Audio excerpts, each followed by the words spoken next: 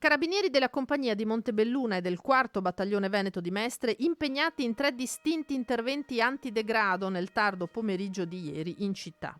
I controlli serrati sono stati effettuati con la finalità della prevenzione dello spaccio delle sostanze stupefacenti e della criminalità in genere nei pressi della stazione ferroviaria del Parco Manin e dell'area verde di via Cimamandria. Contrasto allo spaccio di stupefacenti in quelle che vengono ritenute zone a rischio, identificati una serie di soggetti, molti dei quali di origini straniere.